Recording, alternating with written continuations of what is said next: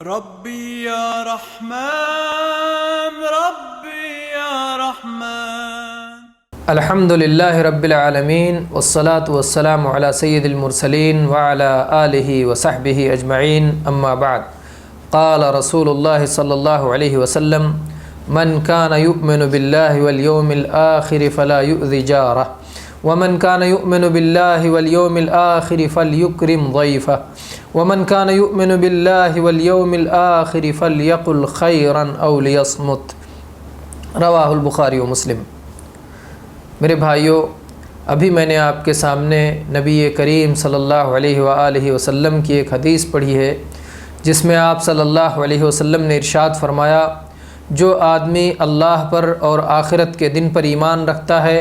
تو وہ اپنے ہمسائے کو اذیت نہ پہنچائے، اپنے پڑوسی کو تکلیف نہ دے، اور جو شخص اللہ پر اور یوم آخر پر ایمان رکھتا ہے وہ اپنے مہمان کی خاطر کرے، وہ اپنے مہمان کی عزت و اکرام کرے، اس کی تکریم کرے، اور جو شخص اللہ پر اور آخرت کے دن پر ایمان رکھتا ہے تو وہ بھلی بات کہے، بہتر بات کہے یا پھر خاموشی اختیار کرے۔ ضیافت کے کچھ آداب ہیں، ضیافت کہ میزبان پر، مہمان پر، دونوں پر کچھ آداب ہیں۔ آئیے اس سے متعلق آج کی مجلس میں گفتگو کرتے ہیں۔ سب سے پہلی بات تو یاد رہے کہ ایک مسلمان کی دعوت قبول کرنا فرض ہے اور اس کا دوسرے مسلمان پر یہ حق بنتا ہے۔ چنانچہ صحیح بخاری اور صحیح مسلم میں نبی کریم صلی اللہ علیہ وسلم کی یہ حدیث مروی ہے، حق المسلم علی المسلم خمس، رد السلام وعیادۃ المریض واتباع الجنائز واجابۃ الدعوہ وتشمیت العاطس۔ ایک مسلمان کا دوسرے مسلمان پر 5 حق ہے: سلام کا جواب دینا،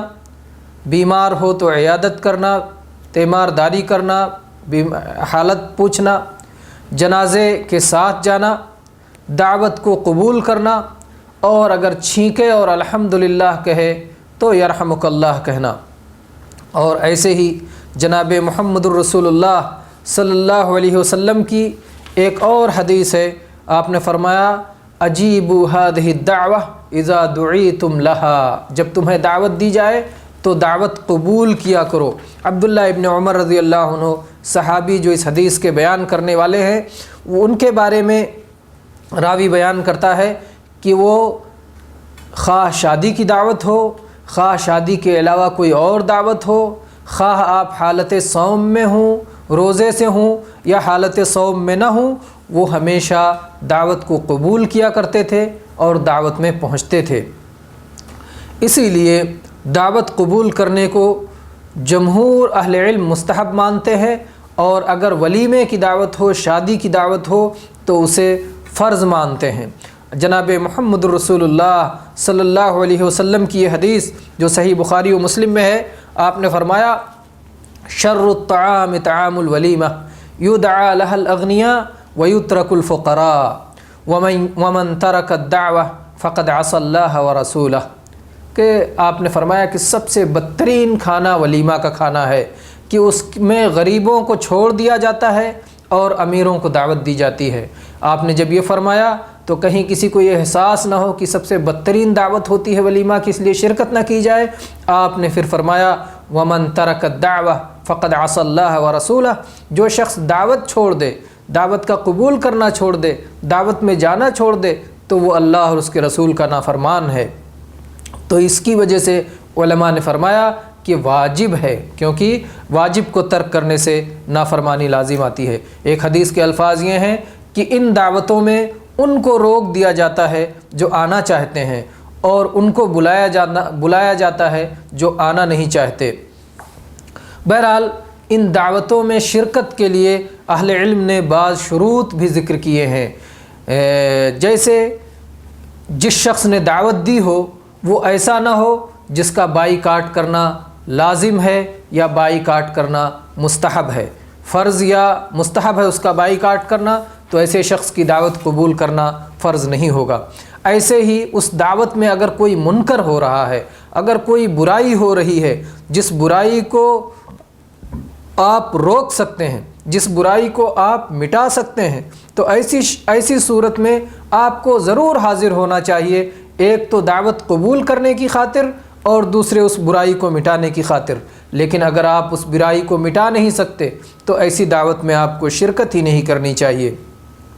اسی طرح سے ایک شرط یہ بھی ہے کہ دعوت دینے والا مسلمان ہو، کیونکہ ایک مسلمان کا دوسرے مسلمان پر یہ حق ہے کہ اس کی دعوت قبول کرے۔ اگر کافر ہے تو پھر اس کی دعوت قبول کرنا فرض نہیں رہتا، یعنی آپ اس کی دعوت قبول کر سکتے ہیں لیکن آپ پر دعوت قبول کرنا فرض نہیں رہتا۔ اسی طرح سے ایک شرط یہ بھی ہے کہ اس کی کمائی حرام نہ ہو، اس لیے کہ اگر اس کی کمائی حرام ہے تو حرام کھانا آپ کے لیے جائز اور درست نہیں ہے۔ لیکن دوسرے اہل علم کہتے ہیں کہ جس نے کمائی کی ہے یہ اس کے اوپر حرام ہے، لیکن جو شخص اس کمانے والے سے مباح طریقے سے لیتا ہے، یعنی دعوت کھانے والا آپ کو مسلمان کو دوسرے مسلمان کی دعوت کھانا حلال ہے، تو اس لیے وہ حرام اس کے لیے کس طرح ہو سکتا ہے۔ بہرحال جو ہے زیادہ درست بات یہ ہے کہ اگر وہ چیز جو وہ کھلا رہا ہے وہ خود حرام نہیں ہے تو اس کی کمائی حرام ہونے کی وجہ سے اس کی دعوت قبول کرنا حرام نہیں ہوگا۔ ایسے ہی اگر دعوت قبول کرنے کی وجہ سے کوئی فرض چھوٹ رہا ہے یا دعوت قبول کرنے سے فریضے سے بڑھ کر کوئی فرض چھوٹ رہا ہے تو ایسی صورت میں دعوت قبول کرنا فرض نہیں رہ جاتا۔ ایسے ہی دعوت قبول کرنا فرض اس صورت میں ہوتا ہے جب دعوت قبول کرنے والا اس کی بنا پر کسی مصیبت میں نہ پھنس جائے، مثلا اسے سفر کی ضرورت ہے، یا اگر وہ اپنے اہل و عیال کو چھوڑ کر دعوت قبول کرنے چلا جاتا ہے تو اس کے اہل و عیال کا کوئی خیال کرنے والا نہیں رہ جاتا، تو ایسی صورت میں بھی اس کو دعوت قبول کرنا فرض نہیں رہتا۔ اور ایسے ہی جب دعوت عام ہو اور خصوصی طور پر دعوت نہ دی گئی ہو تو بھی دعوت قبول کرنا فرض نہیں رہتا۔ مثلا کسی مجلس میں کسی نے اعلان کیا کہ فلاں دن سب کی دعوت ہے اور ایک ایک شخص کو متعین نہیں کیا، آپ بھی اس مجلس میں ہیں تو آپ پر دعوت قبول کرنا فرض نہیں ہوتا۔ اگر آپ جاتے ہیں تو آپ کے لیے جائز ہے، نہیں جاتے ہیں تو لازم نہیں ہوتا۔ یہاں ایک سوال ہوتا ہے کہ کبھی کبھی لوگ دعوت خود زبانی نہیں دیتے بلکہ کارڈ چھپا کر کے تقسیم کر دیتے ہیں، کیا یہ کارڈ بھی زبانی دعوت دینے کے برابر ہے؟ ظاہر بات ہے اگر وہ کارڈ مخصوص طور پر آپ کو بھیجا گیا ہے، خصوصی طور پر آپ کو دیا گیا ہے آپ کا نام لکھ کر کے یا آپ کے پاس قاصد بھیج کر کے، تو بالمشافہ دعوت دینے کے برابر ہے۔ اور اگر وہ کارڈ اس طرح ہے کہ چھپا دیا گیا اور تقسیم کر دیا گیا، چھپانے والے کو اور بھیجنے والے کو یہ پتہ نہیں ہے کہ کس کے پاس جا رہا ہے، تو اس کی بھی صورت دعوت عام کی صورت ہے، تو دعوت عام کو قبول کرنا آپ پر فرض نہیں ہوتا۔ یہاں ایک بات یاد رہے، جس دن دعوت ہے آپ کی، اگر اس دن آپ حالت صوم میں ہیں تو یہ دعوت قبول کرنے سے مانع نہیں ہے۔ آپ حالت صوم میں ہوتے ہوئے بھی دعوت قبول کر سکتے ہیں اور دعوت قبول کر کے جا کے دعوت دینے والے کے لیے برکت کی دعا اور مغفرت کی دعا کر سکتے ہیں، چاہے آپ فرض صوم سے ہوں چاہے نفلی صوم سے ہوں۔ چنانچہ اس سلسلے میں صحیح مسلم میں نبی کریم صلی اللہ علیہ وسلم کی یہ حدیث ہے، اذا دعی احدکم فلیجب فإن کان صائما فلیصلی وإن کان مفطرا فلیطعم۔ اگر کسی کو دعوت دی جائے تو وہ دعوت قبول کرے، اگر وہ حالت صوم میں ہے، روزے کی حالت میں ہے تو دعا کرے، اور اگر وہ حالت صوم میں نہیں ہے تو پھر وہ کھانا کھائے۔ ایک اور روایت میں جو ابو سعید خدری رضی اللہ عنہ سے مروی ہے اور سنن بیہقی میں موجود ہے، علامہ البانی رحمہ اللہ نے حسن قرار دیا ہے، مزید تفصیل آتی ہے۔ ابو سعید خدری رضی اللہ عنہ کہتے ہیں کہ میں نے نبی کریم صلی اللہ علیہ وسلم کے لیے کھانا بنایا، اور جب کھانا رکھا گیا، کھانا دسترخوان پہ لگا دیا گیا، سجا دیا گیا، ایک شخص نے کہا میں تو صوم سے ہوں، میں تو صائم ہوں۔ رسول اللہ صلی اللہ علیہ وسلم نے فرمایا کہ تمہارے بھائی نے تمہیں دعوت دی ہے، تمہارے لیے تکلف کیا ہے، صوم توڑ دو، اور اس دن کے بدلے اگر تم چاہنا تو بعد میں صوم رکھ لینا۔ تو یہ حدیث ہے، اس سے معلوم ہوتا ہے کہ اگر حالت صوم میں ہو تو اس کے اوپر کھانا فرض نہیں ہے، جیسا کہ پچھلی حدیث میں گزرا کہ وہ جا کے دعا کرے۔ اگر فرض ہے تب تو کھانا، فرض کو آپ توڑ نہیں سکتے، اس لیے کہ فرض توڑنے کی اجازت نہیں ہے، فرض صوم کو اس سے نکلنا جائز نہیں۔ لیکن اگر نفلی صوم ہے تو آپ توڑ بھی سکتے ہیں اور آپ مکمل بھی کر سکتے ہیں، کیونکہ نفلی صوم رکھنے والا اپنے صوم میں بااختیار ہوتا ہے، چاہے اسے توڑ دے، چاہے اسے مکمل کرے، اور بعد میں چاہے تو اسے قضا کر سکتا ہے، قضا نہ کرنا چاہے تو صوم اس پر فرض نہیں ہوتا، نفل تھا، وہ بااختیار تھا۔ واللہ اعلم۔ اسی طرح سے ضیافت کے آداب میں سے اور مسائل میں سے ایک اہم مسئلہ یہ ہے کہ مہمان کی خاطرداری کرنا فرض ہے۔ عقبہ ابن عامر رضی اللہ عنہ بیان کرتے ہیں کہ ہم نے اللہ کے نبی صلی اللہ علیہ وسلم سے عرض کیا، اے اللہ کے نبی، آپ ہمیں بھیجتے ہیں، ہم کبھی کبھی ایسے لوگوں کے پاس پہنچتے ہیں جو ہماری ضیافت نہیں کرتے، تو آپ کیا فرماتے ہیں؟ اللہ کے نبی صلی اللہ علیہ وسلم نے فرمایا کہ اگر تمہارا پڑاؤ کسی ایسی جگہ ہو جہاں کے لوگ تمہاری ضیافت کا حکم دے دیں اور تمہاری ضیافت کریں تو جو بھی ضیافت کریں اسے قبول کر لو۔ اگر وہ تمہاری ضیافت نہ کریں تو ایک مہمان کا جو حق ہوتا ہے وہ حق تم ان سے لے سکتے ہو۔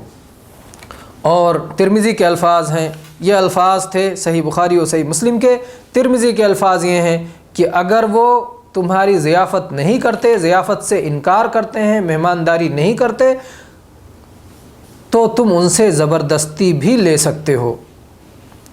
اور اسی طرح سے صحیح بخاری اور صحیح مسلم میں یہ الفاظ بھی ہیں کہ ضیافت 3 دن تک ہے، ضیافت 3 دن حق ہے اور 1 دن عطیہ ہے، اور کسی مسلمان مرد کے لیے حلال نہیں کہ وہ اپنے بھائی کے پاس اتنا ٹھہر جائے کہ اسے گنہگار کر دے۔ لوگوں نے کہا کہ اللہ کے نبی کیسے گنہگار کر دے گا؟ کہا اس طرح گنہگار کر دے گا کہ اس کے پاس وہ ٹھہرا رہے اور اس کے پاس اس کی ضیافت کے لیے کچھ نہ بچے۔ تو بہرحال ضیافت کے یہ کچھ آداب ہیں جو دونوں طرف جن کا خیال رکھنا چاہیے۔ ایسے ہی میزبان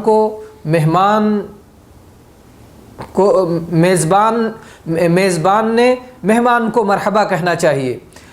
خوش آمدید کہنا چاہیے۔ اس سلسلے میں نبی کریم صلی اللہ علیہ وسلم کی سنت مروی ہے۔ عبداللہ ابن عباس رضی اللہ عنہ بیان کرتے ہیں کہ جب عبد القیس کا وفد آیا تو اللہ کے نبی صلی اللہ علیہ وسلم نے فرمایا مرحبا بالوفد،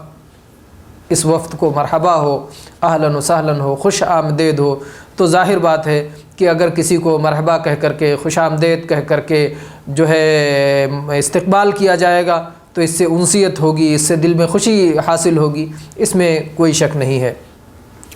اگر کبھی ایسی حالت ہو کہ کسی شخص نے آپ کی دعوت کی، آپ کسی کا مہمان بن کر گئے اور آپ کے پیچھے پیچھے کوئی ایسا شخص چلا گیا، کوئی طفیلی چلا گیا، تو آپ کو کیا کرنا چاہیے؟ اس سلسلے میں ابو مسعود رضی اللہ عنہ کی روایت ہے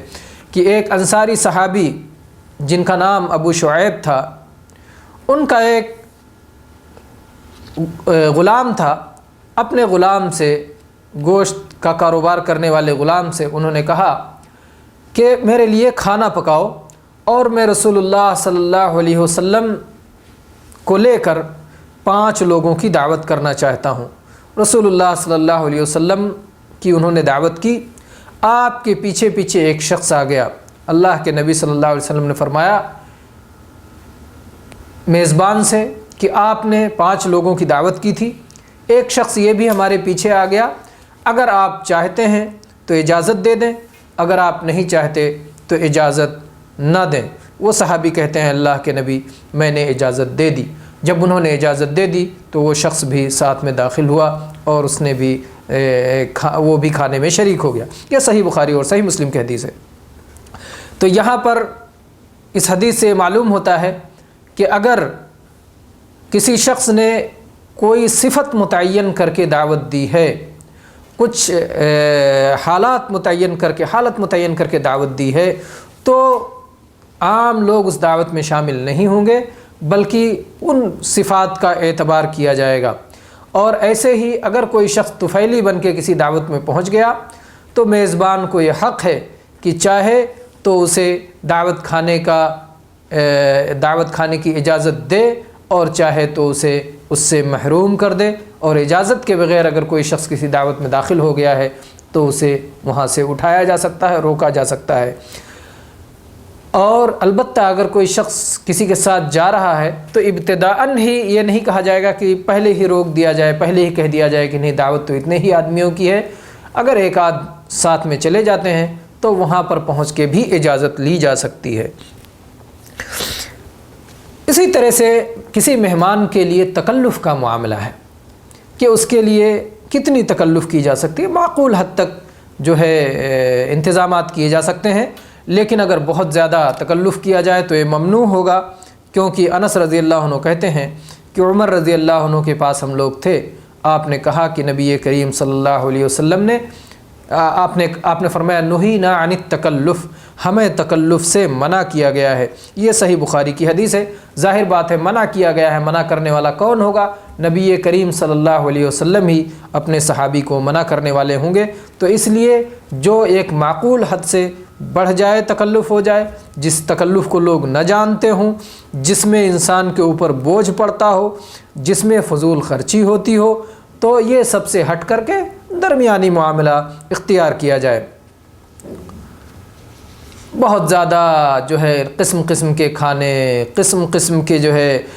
آئٹمس بڑھائے جائیں، یعنی کوانٹٹی کوالٹی اور کیا کیا کہے جاتے ہیں دعوت کے معاملات میں، ان ساری چیزوں کا بہرحال، اور خصوصاً ایسے وقت میں اگر کسی سے مقابلہ مقصود ہو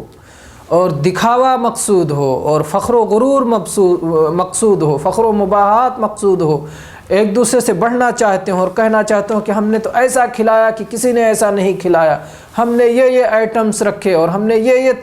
چیزیں رکھی کھانے میں، تو ایسی دعوت میں تو شرکت ہی نہیں کرنا چاہیے۔ اگر کسی کا مقصد مقابلہ کرنا ہو، اپنے آپ کو آگے بڑھانا ہو، اور جیسے کمپٹیشن جیتا جاتا ہے اس طرح کمپٹیشن جیتنا مقصود ہو، تو ایسی دعوتوں میں شرکت ہی نہیں کرنی چاہیے، جیسا کہ سنن ابی داؤد کی حدیث ہے جس کو علامہ البانی رحمہ اللہ نے صحیح قرار دیا ہے، ان النبی صلی اللہ علیہ وسلم نہى عن طعام المتبارئین ان یؤکل، کہ اگر دو آدمی مقابلہ کر رہے ہوں تو ان کا کھانا کھانے سے اللہ کے نبی صلی اللہ علیہ وسلم نے منع فرما دیا ہے۔ اسی طرح سے کھانے کے اور ضیافت کے آداب میں سے یہ بھی ہے کہ اجازت لے کر کے آدمی اندر داخل ہو اور کھانا کھانے کے بعد وہاں بیٹھ کر کے باتوں میں نہ لگا رہے، بلکہ اٹھ کر کے چلا جائے اور جگہ خالی کر دے۔ اور اس ادب کو قرآن مجید میں اللہ تبارک و تعالیٰ نے بیان فرمایا ہے سورہ احزاب میں، یا ایھا الذین آمنوا لا تدخلوا بیوت النبی الا ان یؤذن لکم الی طعام غیر ناظرین اناہ ولکن اذا دعیتم فادخلوا فاذا طعمتم فانتشروا ولا مستأنسین لحدیث۔ تو یہاں اللہ کے نبی صلی اللہ علیہ وسلم کے گھر کے بارے میں یہ کہا گیا کیونکہ ایک خاص موقع پر یہ آیت نازل ہوئی، لیکن اس میں تمام اہل ایمان کو نبی صلی اللہ علیہ وسلم کے گھر اور دوسرے مومنوں کے گھر میں بھی جانے کا، داخل ہونے کا ادب سکھایا گیا ہے، اور بتایا گیا ہے کہ اجازت لے کر کے ہی داخل ہوں، اور جو وقت دیا گیا ہے کھانے کا اس وقت ہی پہنچیں، پہلے ہی سے نہ پہنچ جائیں کہ کھانا پکنے کا انتظار کریں کہ جب کھانا پک جائے گا اس وقت تک جو ہے انتظار میں رہیں اور کھانا پکانے میں کے معاملے میں تکلیف کا سبب بنے یا گھر والے کے لیے تکلیف کا باعث بنے، ایسے ہی کھانا ہو جانے کے بعد بھی بیٹھے رہیں، باتوں میں لگے رہیں، تو اس سب سے اگر اس کو میزبان کو اگر تکلیف پہنچتی ہے، دعوت دینے والے کو اگر اذیت پہنچتی ہے، تو ظاہر بات ہے یہ درست نہیں ہوگا، اور البتہ اگر کہیں مشقت نہ ہو تو پہلے پہنچا جا سکتا ہے، کیونکہ جس علت کی وجہ سے روکا گیا ہے، جس سبب کی وجہ سے منع کیا گیا ہے، جب وہ سبب ہی ختم ہو جائے تو ممانعت بھی ختم ہو جائے گی۔ اسی طرح سے ضیافت کے معاملے میں یہ بات بھی یاد رہے کہ سب سے پہلے بڑوں کا خیال رکھنا چاہیے، الاکبر فالاکبر، بڑوں کا خیال رکھا جائے، اور جو ہے بعض معاملات میں دائیں طرف کا خیال رکھا جائے، یا ایسا سکتا ہے کہ بڑے سے شروع کیا جائے اور اس کے بعد بڑے کے دائیں طرف سے جو ہے بڑے سے شروع کیا جائے اور اس کے بعد اس کے دائیں سے جو ہے تقسیم کیا جائے، ترتیب دائیں سے تقسیم ہو۔ اس سلسلے میں بہت ساری احادیث آئی ہیں۔ ہم ایک حدیث دیکھتے ہیں جو صحیح مسلم میں ہے، اللہ کے نبی کریم صلی اللہ علیہ وسلم نے فرمایا کہ میں نے خواب دیکھا کہ میں مسواک کر رہا ہوں اور دو شخص میرے پاس ہیں، ایک بڑا ہے ایک چھوٹا ہے۔ میں نے چھوٹے کو مسواک دے دیا تو مجھ سے کہا گیا کہ بڑے کو دیجئے، چنانچہ میں نے پھر بڑے کو دے دیا۔ اسی طرح سے اللہ کے نبی صلی اللہ علیہ وسلم نے بڑوں کے حق کی طرف اشارہ کرتے ہوئے ارشاد فرمایا، من لم یرحم صغیرنا ویعرف حق کبیرنا فلیس منا۔ یہ امام بخاری نے ادب مفرد میں اسے روایت کیا ہے اور علامہ البانی نے صحیح قرار دیا، اور حدیث کی دوسری کتاب میں بھی یہ حدیث موجود ہے۔ جو چھوٹوں پر رحم نہ کرے، شفقت نہ کرے اور بڑوں کا حق نہ پہچانے، اس کا ہم سے تعلق نہیں ہے۔ ایسے ہی میرے بھائیوں، اللہ کے نبی صلی اللہ علیہ وسلم کی یہ حدیث بھی جو سنن نبی داؤد میں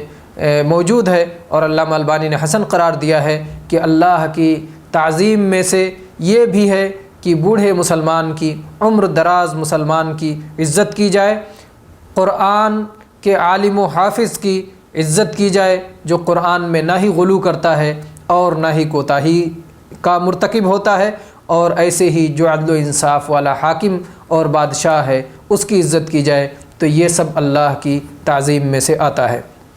ایسے ہی سہل بن سعد رضی اللہ عنہ کی حدیث ہے کہ اللہ کے نبی کریم صلی اللہ علیہ وسلم کے پاس ایک مشروب لایا گیا، آپ نے اسے پیا، آپ کے دائیں طرف ایک بچہ تھا اور بائیں طرف بزرگ لوگ تھے۔ اللہ کے نبی صلی اللہ علیہ وسلم نے اپنے دائیں طرف موجود بچے سے پوچھا، کیا تم اجازت دیتے ہو کہ میں یہ مشروب اپنا بچا ہوا یہ بزرگوں کو دے دوں؟ بچے نے کہا، اللہ کی قسم ہے اللہ کے رسول، آپ کا بچا ہوا حصہ میں اس معاملے میں ایثار نہیں کر سکتا، آپ کے جھوٹے کے معاملے میں، آپ کے تبرک کے معاملے میں میں ایثار نہیں کر سکتا، میں اسے دوسرے کو نہیں دے سکتا۔ چنانچہ اللہ کے نبی صلی اللہ علیہ وسلم نے ان کے ہاتھ میں مشروب دے دیا۔ یہ صحیح بخاری اور صحیح مسلم کی روایت ہے، اور یہ عبداللہ ابن عباس رضی اللہ عنہ تھے یہ بچے، ظاہر بات ہے جو اتنے سمجھدار اور اتنے صاحب فہم تھے۔ یہ حدیث میں اور پہلی حدیث میں کوئی ٹکراؤ نہیں ہے میرے بھائیو، اگرچہ بظاہر معلوم ہوتا ہے کہ اللہ کے نبی نے دائیں والے کو دیا، لیکن یہاں ابتدا کی بات نہیں تھی، ابتدا کی بات نہیں تھی۔ اگر کوئی چیز کھلانا یا پلانا شروع کرنا ہے، تقسیم شروع کرنا ہے، تو سب سے پہلے بڑے کو دیا جائے، اور بڑے کے دینے کے بعد بڑے سے جو چیز بچ گئی ہے وہ دینا ہے تو دائیں طرف سے دیا جائے، دائیں طرف سے دیا جائے، یا پہلے بڑے کو دیا جائے پھر اس کے دائیں طرف سے دیا جائے، یا بڑوں کا پہلے خیال رکھا جائے ابتدا میں، لیکن بچی ہوئی چیز میں جو ہے دائیں طرف کا خیال رکھا جائے۔ یہ جیسا کہ امام ابن عبد البر رحمہ اللہ اور دوسرے علماء کرام نے یہ بات کی ہے، اور اس سے سارے دلیلوں میں تطبیق ہو جاتی ہے۔ اسی طرح سے مہمان کو چاہیے کہ جس نے اس کی ضیافت کی ہے اس کے لیے دعا کرے۔ چنانچہ اس سلسلے میں نبی کریم صلی اللہ علیہ وسلم سے کئی دعائیں مروی ہیں۔ ایک دعا جو سنن نبی داؤد میں ہے اور علامہ البانی نے صحیح قرار دیا ہے کہ اللہ کے نبی کریم صلی اللہ علیہ وسلم سعد بن عبادہ رضی اللہ عنہ کے گھر آپ نے کھانا کھایا، اور اس کے بعد آپ نے یہ دعا فرمائی، افطر عندکم الصائمون واکل طعامکم الابرار وصلت علیکم الملائکہ، یعنی اللہ تبارک و تعالیٰ سے آپ نے دعا فرمائی کہ اے میرے میزبان، اے میرے دعوت کرنے والے، تمہارے پاس روزہ رکھنے والے افطار کریں اور تمہارا کھانا نیک لوگ کھائیں اور تم پر فرشتے دعا کریں۔ اگرچہ ماضی کا صیغہ ہے لیکن چونکہ دعائیہ صیغہ ہے اس لیے ہم نے ترجمہ دعا کے اعتبار سے کیا ہے۔ ماضی کا صیغہ ہے کہ تمہارے پاس روزے داروں نے کھانا کھایا، افطار کیا، اور نیک لوگوں نے کھانا کھایا اور فرشتوں نے دعا کی، لیکن یہ دعا ہے کہ آئندہ بھی تمہارے پاس روزے دار آئیں افطار کرنے کے لیے۔ روزہ دار کسی پاس افطار کرتا ہے تو اس کے روزے کا ثواب بھی اسے مل جاتا ہے، اور ایسے ہی نیک لوگ تمہارا کھانا کھائیں، اور نیک لوگوں کو کھلانے کا ظاہر بات ہے اپنا اجر ہے، مخصوص اجر ہے، اور ایسے ہی فرشتے تمہارے لیے دعا کریں جو کہ وہ بندے ہیں جو کبھی اللہ کی نافرمانی نہیں کرتے اور کبھی گناہوں کا ارتکاب نہیں کرتے۔ تو یہ دعائیہ جملہ ہے، اس لیے دعا کے اعتبار سے اس کا ترجمہ کیا گیا۔ میرے بھائیوں، ایسے ہی وہ دعا بھی نبی کریم صلی اللہ علیہ وسلم کی جو صحیح مسلم میں مروی ہے کہ آپ نے فرمایا، اللہم اطعم من اطعمنی واسق من سقانی واسق من اسقانی، اے اللہ اسے کھلا جس نے مجھے کھلایا، اور اے اللہ اسے پلا جس نے مجھے پلایا۔ تو یہ بھی ایک بہترین دعا ہے جو اپنے خادم کو بھی دعا دی جا سکتی ہے، اپنے محسن کو بھی دعا دی جا سکتی ہے، اور جو بھی کوئی خیر کا کام کرے اس کو بھی یہ دعا دی جا سکتی ہے۔ اور ایسے ہی عبداللہ ابن بسر رضی اللہ عنہ کی وہ حدیث جو صحیح مسلم میں مروی ہے، کہتے ہیں کہ ان کے والد نے نبی کریم صلی اللہ علیہ وسلم کو کھانے کی دعوت کی، آپ نے دعوت قبول فرمائی، کھانا کھایا، اور فارغ ہونے کے بعد آپ نے یہ دعا دی، اللہم اغفر لہم وارحمہم وبارک لہم فیما رزقتہم، اے اللہ ان کی مغفرت فرما دے، اے اللہ ان پر رحم فرما، اے اللہ ان کے رزق میں، ان کو جو کچھ تو نے رزق عطا فرمائی ہے اللہ اس میں برکت عطا فرما۔ تو اس طرح سے نبی کریم صلی اللہ علیہ وسلم نے مختلف مواقع پر مختلف دعائیں دی ہیں، تو اس طرح مختلف مواقع پر مختلف دعائیں جو ہے کرنا چاہیے۔ مختلف سنتوں کو، ہر سنتوں کو مختلف اوقات میں، ساری سنتوں کو زندہ کرنے کے لیے ساری دعائیں مختلف اوقات میں دینا چاہیے، ساری دعاؤں کو یاد کرنا چاہیے۔ اللہ تبارک و تعالیٰ سے دعا ہے کہ اللہ تبارک و تعالیٰ ہمیں اچھا مہمان اور اچھا میزبان بنائے، اور